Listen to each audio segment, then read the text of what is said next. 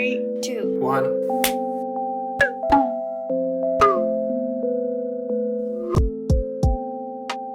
Hello, my name is Rosemary Lee. I'm currently in my 5th year of Masters studying architecture at the University of Auckland. My name is Cindy. I am a 4th year architecture student. Kia ora, I'm Tane. I'm currently studying Masters of Architecture Professional and I'm in my 4th year. My name is Brian and I'm in my 4th years of architecture at the University of Auckland. I just came back from an overseas exchange experience last year at Tsinghua University in China. I did get the opportunity to intern at Warren and Mahoney during the first inter-semester break last year. So I graduated spatial design at AUT and then I did an accelerated course at the University of Auckland, and experience-wise I've had an internship with JazzMax. I've been lucky enough to get a little bit of, practical experience in part-time and over the holidays and stuff with a local firm. As well as that, I've been teaching Design 1, which is something that I've wanted to do. And also on the side, I've been doing a little bit of work with SANS and Super, which are 2 student organizations related to architecture as well.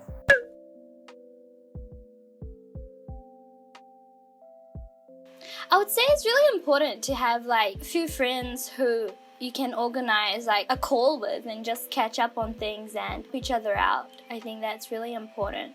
Yeah, it's quite hard to be productive as the studio environment's not the same. Everyone's on screens. The best you can do is kind of try to achieve what you usually do by talking to your peers normally. I try to go out and exercise. Kind of doing chores and doing exercise, it kind of sets the mood for the day. So it's if I'm at home and I stay in bed the whole day, it's I've got no problem staying in bed the whole day. Whereas if I do something, I go outside to do something, then I kind of force myself to move, and then it just kind of goes with the groove. Because my thesis is kind of based on really practical model making things. I did find it hard once lockdown started, as I didn't get the workshop to get access to the machinery and the tools that I wanted. So what I have been doing is I've been focusing on digital modeling, refining and touching up the details of the model. So just really working strategically and smartly.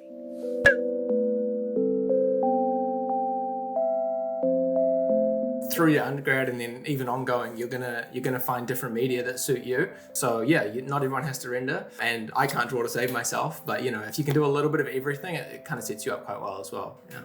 I don't necessarily think that you have to render on V-Ray or anything. I think you can totally Photoshop render, because everything is a digital submission now.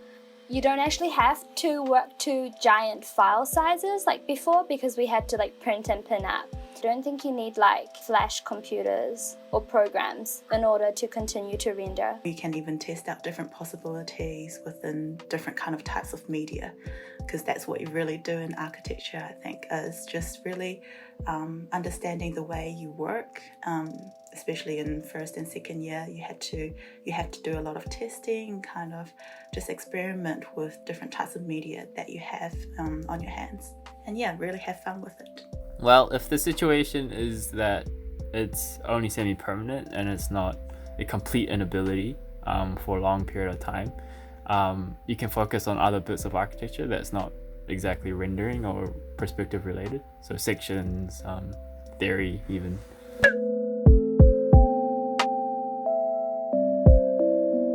Yeah, I found it pretty hard to work from home at the beginning, because it just felt like I was on break every day.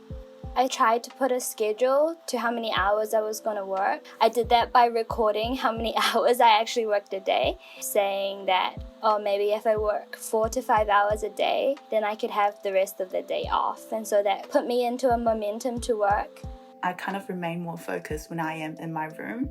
Within that time frame, I just stay in my room and kind of just focus on what I want to do.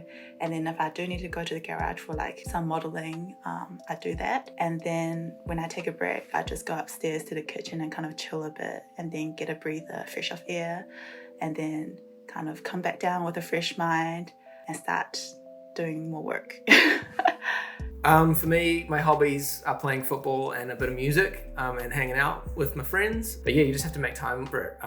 And not feeling guilty for doing other things, I think, is really important. Not thinking, oh, I need to constantly be designing, because sometimes you can just not do any design for a week and then come back to it and go, oh yeah, I had all these great revelations when I was just like going for a walk, I was in the shower or something. Like, you're always gonna think of things at times that aren't just you sitting in front of your desk or your computer or whatever. Architects need to know about other things other than buildings. Otherwise, they're not going to make very good designers if you don't know what people get up to when they, I don't know, play football or they go to a concert. How can you understand how to make really well-performing spaces if you haven't done any of the things, I guess. So it's like, do as many different broad activities as you can, because it makes you a better designer as well. It all feeds into the same thing.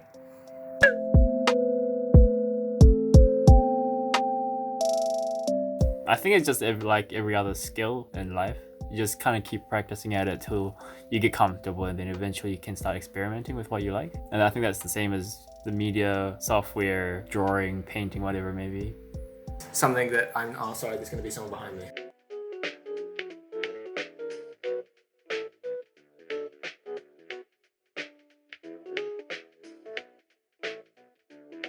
Yeah, so for me, I forced myself to use Revit in a project first semester of second year. That was kind of a bit of a grind, but I've never regretted that. Most people just seem to pick up, I guess, one software or one like kind of thing that they prefer to use, and they kind of carry that, and then you can pick up bits and pieces on the sides. As long as you've got kind of one go-to, that helps a lot. And then in third year, I ended up making the most of the workshop, and that kind of became a core part of my process as well. So whether it's like YouTube tutorials or even just reaching out to the DRH team, because I did a lot of that in first year and just kind of annoyed them when I was stuck with Rhino models and producing like 3D printing stuff. That's a good way to go to. You can also reach out to those around you. Some of my friends give me tips and tricks here and there with softwares I needed help with, and also vice versa. So yeah, it's a learning experience for everyone.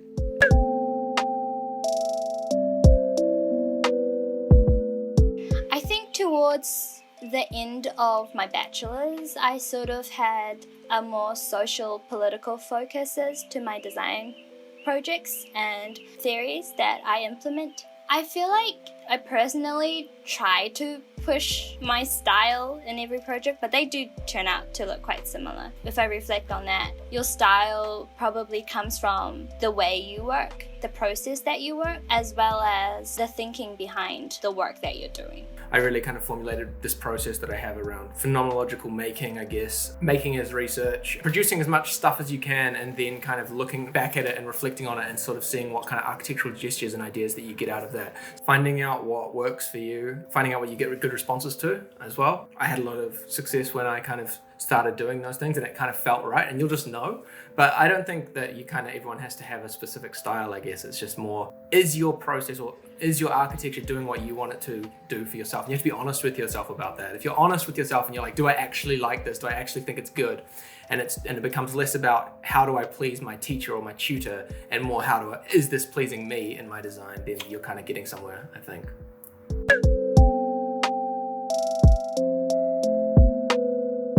You can endlessly do research, but you get to a point where maybe picking just a time or picking a certain depth that you want to dive into the project without it convoluting, because ultimately you only have 5, 10, 15 minutes of presentation that actually matters in the crit. So in my design process, early on is where I focus solely on theory and the idea behind the project, or what interests me in the project. My philosophy is that to not dwell on every single detail, because you're not going to have enough time. Just focusing on the important bits that comes through in the presentation. Yeah, this is an interesting question, eh? I don't really see them as separate things. I'm very much kind of making as designing. That's the kind of way I work. I think rationally, you should probably leave yourself 2 weeks for your final presentation. So you better stop designing by those last few weeks. In terms of like actual designing, I think there's never an end. In terms of getting the work done and getting the project handed in, I think you have to be quite rational with your time frame. I think when you do fall behind work, first is to not to overstress yourself. It doesn't really help much just stressing, because it could make things worse and kind of push you into a zone where you don't even want to produce work anymore and give up. I think a lot of the times we may fall behind is either we're stuck and procrastinating, or we try to be a perfectionist. That's like one of my biggest problems, is try to perfect every single detail, and that's never possible, because at the end of the day, even when you submit your final, there's always something that you need to fix at the end. So getting the big picture right first, with every part done with the same quality, and then come back and work on the details. It's a hard one. I guess don't reinvent the wheel.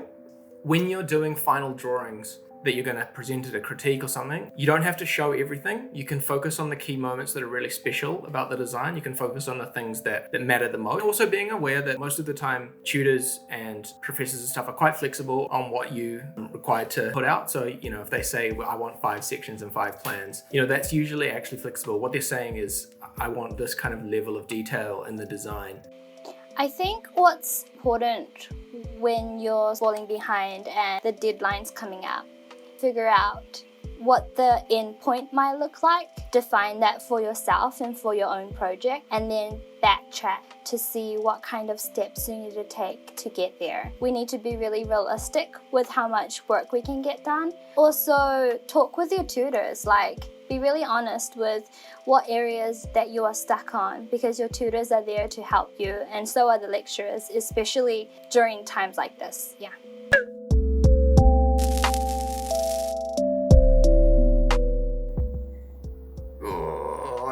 No. My second job, my bosses actually advertised via OML or DRH. They had basically put a grad wanted ad up, and I wasn't quite a grad, but I kind of managed to sell them that I could learn the skills I needed. I think be honest about where you're at and what you're looking for. I think that employers have a little bit of a responsibility to people who have no experience, because you don't just pull it out of thin air. So everyone needs to learn somewhere. And so hopefully if you can find an employer that understands that, grads don't just come as a fully functional package knowing how to do a full building consent on their own. And so if they want employable people, they will need to kind of give some back and kind of give you that patience and that time. Jump at the opportunities, even though you might be busy with design or whatever assignment you've got coming up. You kind of have to just go for it and take it really seriously, I guess.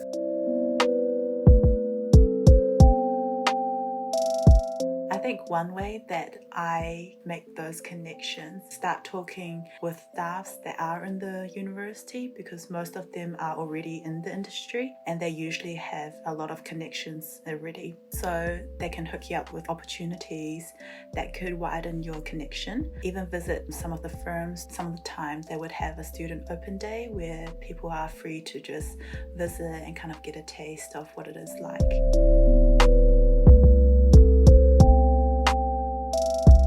How do I finesse tech details in 3 days? How you define the finesse part? To what extent of finesse? Tech details. I love that question. Oh, I don't know. Wait. How do I finesse them? Oh, in 3 days. Okay. Oh, nah. Late nights. Okay. I'm lucky, like I said before, I'm lucky to know Revit a little bit and then fudge the rest. You're not expected to know a whole lot about detailing yet, especially in second year, third year. But also once, I think as Sarosh once said, once you can kind of understand how the building comes together as a holistic process, then it makes it more exciting as well. So don't think about detailing as an extra thing that needs to be done. It's kind of part of it all. And so if you can do a really good detail, that's kind of your opportunity to imbue even more design into the actual building itself. That probably doesn't really answer the question. How do I finesse it? I don't know, Revit? When I did tech, I was overthinking things. I was thinking that, I need to this needs to work. This doesn't make sense, but obviously it's not gonna make sense. You're just piecing together some Google images, right? After going through it, and no matter how much the lecturer emphasized that they just wanted to see creativity, yeah, they were just really interested to see you actually just try to detail everything out. 3 days, good luck, yeah. But it's possible. Not really. Kind of. 3 days of no sleep. Yeah.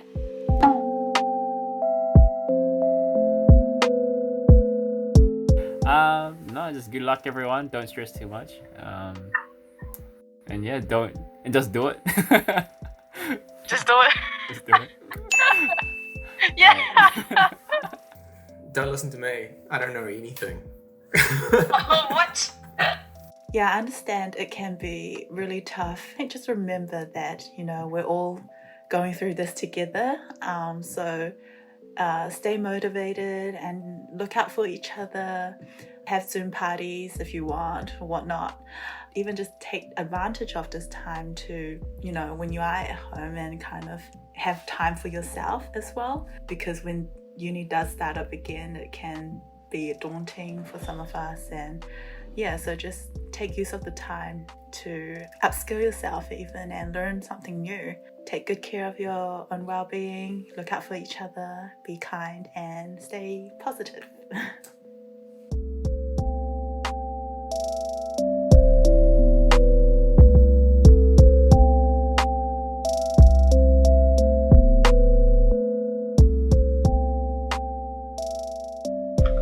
Very nice. Very nice. Yay! I'm done! Did it. It's done. Spicy work experience.